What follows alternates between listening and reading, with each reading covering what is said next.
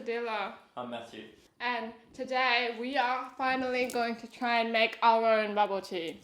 How we make Tiger Sugar Fresh Milk is by firstly boiling the water before we put the pearls in. Make sure the water is boiling before you put the pearls in.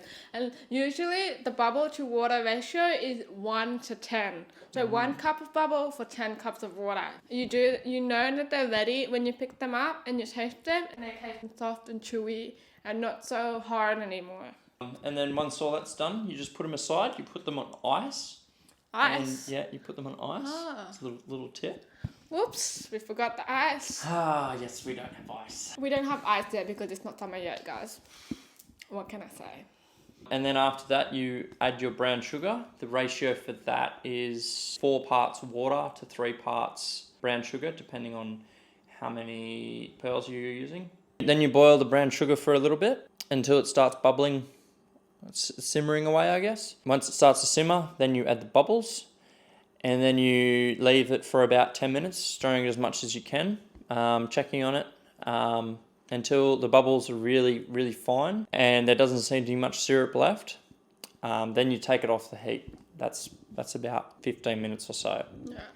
And you know that the brown sugar syrupy paste is ready when it's not so liquidy, but make sure you don't wait until it gets too tough, because we've discovered that it becomes really sticky sticky to be the right amount.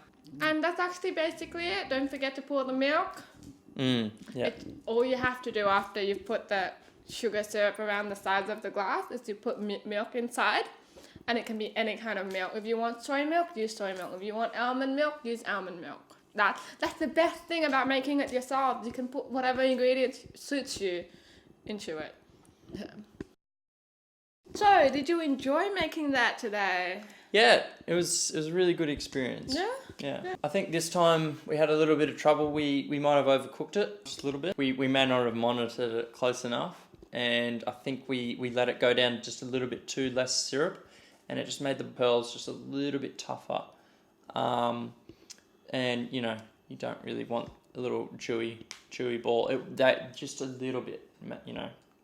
We didn't go long over, but a little bit. But I'm really surprised with how similar it tastes to the real thing. I'm very happy about that. It's just kind of like, why would you bother spending $6, $7 for a large size from a shop when you can make it yourself? Pearls being about $4 for that pack, the brown pack. No, we probably made it about 8 times or so from that pack.